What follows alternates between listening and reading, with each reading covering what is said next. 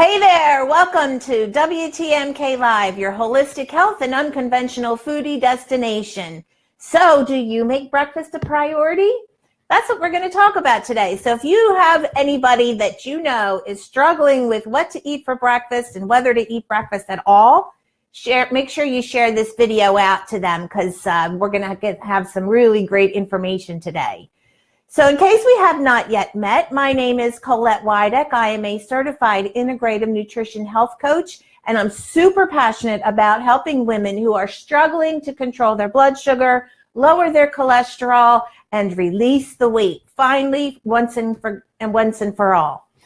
So what is it about breakfast? Let me see who I've got on her. Hey, Ellen. Oh, hi, Kathy. Oh, my goodness. I think this is the very first time you've joined me. Hello. So that just brings me to that point. As you're joining in, please make sure you say hello. Let me know where you're coming in from. And for those of you on the replay, welcome as well. Make sure you let me know where you're coming in from as well. So, and if this is your first time on my broadcast, please put new so I can shout out to you because I love having new followers. That's awesome. So actually, the name breakfast means break fast, right? So I agree that intermittent fasting, yeah, that's an easy word to say, it can be a good thing. However, if you have diabetes and some other things where you have to eat on a certain schedule, maybe not so good. However, because breakfast is like break fast, the best way to do intermittent fasting is to not eat after like 6 o'clock at night and then, go all night and then you break fast in the morning and have breakfast. So that being said, there's some really, really helpful tips for you for breakfast because when you start off your day the right way with lots of nice protein and healthy fats and lots of really good nutrients, you're going to help yourself out in a whole lot of ways. First of all, it's going to fill you up so you're not going to get the munchies. You're not going to have a big, high of caffeine and sugar and stuff mid-morning and then have a big time crash. And the other thing is it will also help you to stop having cravings. So one of the biggest things that people and my clients and even me myself struggle with is cravings, whether it's sugar cravings or chips, salty, crunchy chips and that kind of thing, cravings are cravings no matter what. And so in order to not have them, the way to start off is by starting off your day with a really good breakfast that includes protein. So then you say, well, Colette, what else is there to eat for breakfast that has protein besides eggs? I'm sick and tired of eating eggs every day for breakfast. I certainly agree. And while I do think that eggs are a great source of healthy proteins, I don't think that you should be having eggs every day because eggs also contain quite a bit of cholesterol. So we don't want to have that going on either. So here are some tips for proteins, things to eat for breakfast that you may not have thought of. One of those things is oatmeal. Oatmeal has a lot of protein in it. So you could have a nice bowl of oatmeal, top it with some nice fresh strawberries or blueberries or raspberries or blackberries or even a half a banana. And you will be giving yourself a really good way to start off your day with breakfast because you're going to get the protein and you're also going to get fiber. And fiber, if you followed me at all, you know that I feel like fiber is probably the most important thing that you need to be making sure that you have enough of in your diet. Because having a high fiber diet helps you to have proper digestion, helps your body to absorb the nutrients in the foods that you eat. It helps to flush out excess fats and cholesterol and toxins from your body. And it also helps you to burn fat better. And that all being part of everything else helps to detox Your liver releases the load on your liver, so your liver can do a better job of detoxing your body, and it also helps to stabilize your blood sugar as well. So those are all super good reasons why we should be making sure that we have plenty of fiber in our diet. And fiber, you should be, the daily recommended amount of fiber is between 25 and 40 grams of fiber daily. So, and almost nobody gets that much. So the recipe that we're going to make today is actually going to help you out with that as well. So what are some other great things you could have for breakfast that have protein? Well, you could have an apple. You could put some peanut butter or cashew butter or almond butter on slices of apple. You could have celery. You could have cottage cheese with some like slices of tomato and cucumber for breakfast. Those are all great, really great things to do for breakfast. Something else that you could have for breakfast would be some yogurt. And you could have yogurt, put some fresh fruit in there, or I have an amazing mixed fruit compote recipe on my website that you can stir into that yogurt, and that will help you. So the only thing I want to say about yogurt is this. I would not recommend that you buy a yogurt that already has fruit in it. Why is that? Well, if you look at the label, a lot of those yogurts have way too much sugar. So what you do is you buy plain Greek yogurt, bring it home, and mix in your own fresh fruit. And you can also add in like a teaspoon of raw honey to sweeten it a little bit. And the yogurts that that say they're sugar-free, but they're sweetened with things like Sweet and Low or Splenda or any of those artificial sweeteners, no good. Just get plain old yogurt, Greek yogurt, bring it home and make up your own delicious breakfast meal. Hey, Mimi. Hi, Sandra. So anybody have any questions so far? Let me know if you have any questions. And while that's going on, let's get started with our recipe. So one of the things, and I actually had this morning, and oh my goodness, so darn good. And when you check out the recipe on my website, I got so excited I ate the whole darn thing instead of saving half of it to show you. But the picture of it is on my website, so of it completed. So I had a delicious breakfast this morning. I had this, what we're going to make today is a gluten-free flaxseed wrap.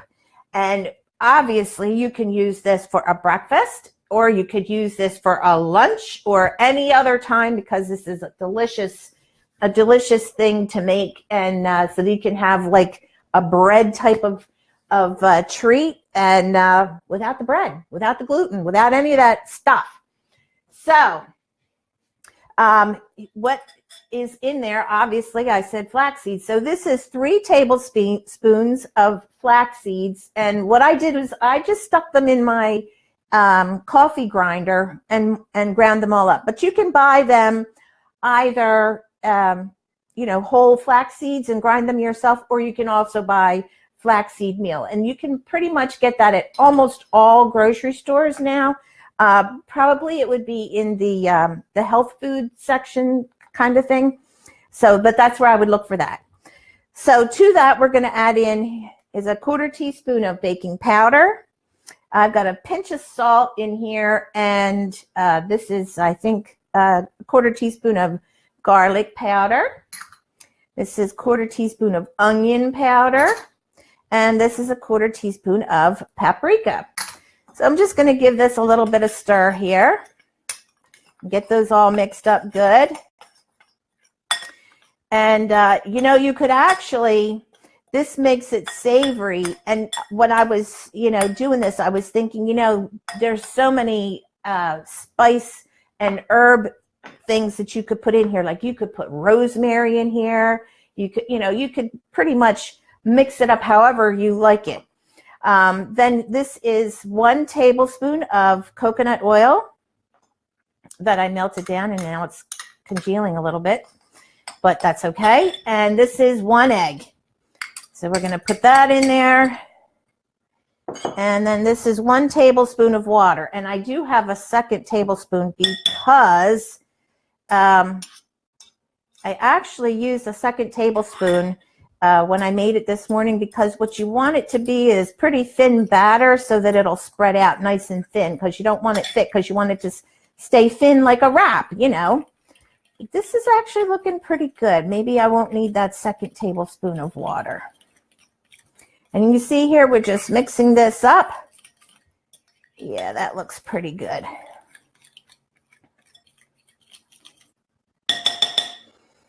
So let me just tell you, this is so darn good. So back here on my stove, you're not going to be able to see too great, but on my stove here, I've got, let me turn this heat up just a little bit. I just took 1 teaspoon of coconut oil, and it's melted on there. And let me just let that heat up for just a second while I talk to you. Hello. So, any questions? I don't know whether I'm not seeing my comments or what's going on. You know, sometimes Facebook is, you know, sometimes you see it and sometimes you don't. So that's that. Let me just see here. So anyway, what I had with my wrap this morning is I took a half of an avocado, which is a super delicious and excellent healthy fat. And I sliced that up, and then I took a cucumber, and I sliced the cucumber, and I laid that in, wrapped it up. Oh, my word. It was so delish. So now, you know, like I was just saying, there's so many things you could do as far as the spices are concerned that you could put in this recipe. You could also switch it up and make it not savory at all. You could, instead of putting the paprika and the garlic and the onion powder, you could put like cinnamon and nutmeg and clove, and then you'll have something really awesome. You could spread some peanut butter or some nut butter on there, put a little bit of banana on there, put some apple slices. Oh, yum. So good. So let's see. Okay, I think this is heated up enough here. And you know what? While that sat there, it got thick. So I'm going to put in this extra tablespoon of water, just so that it'll pour out real nice onto my pan here. All righty. So I'm just going to,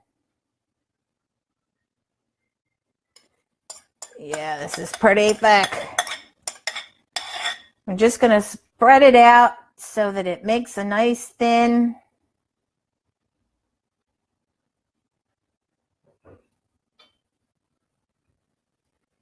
Yeah, that looks pretty good.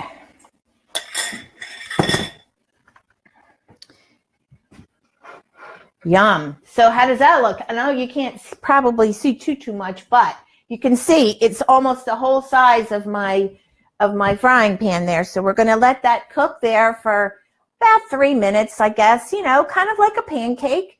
Only it's not going to rise up quite so much like a pancake does. But it is going to give you the option.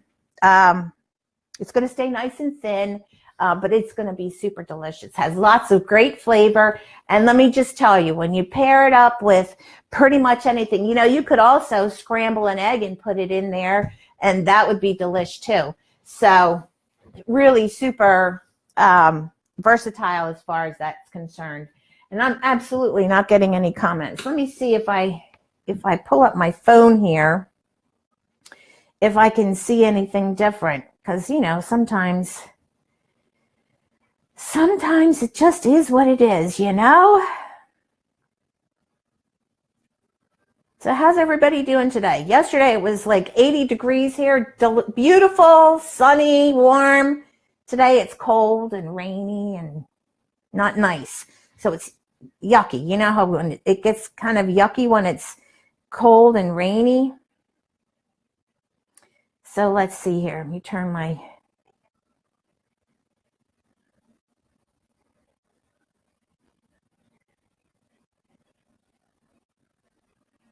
Okay. All right. Well, hey, Christine, welcome in. So as you can see, let me put this down. Now you probably cannot see that great, but it's starting to get like little bubbles on the top of it, just like pancakes do. So we're going to just let it cook here until it gets a little bit more dry, and then we're going to flip it over just like a pancake. What does the flaxseed taste like? Is it a nutty flavor? Yes, it is a little bit nutty, but it's not. Flaxseed kind of actually has its own kind of taste, so it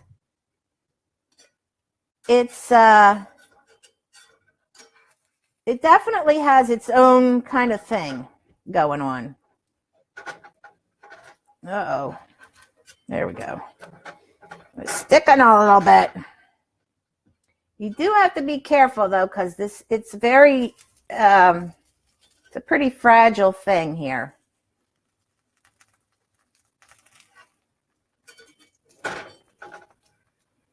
Oops, see, like that just broke right there.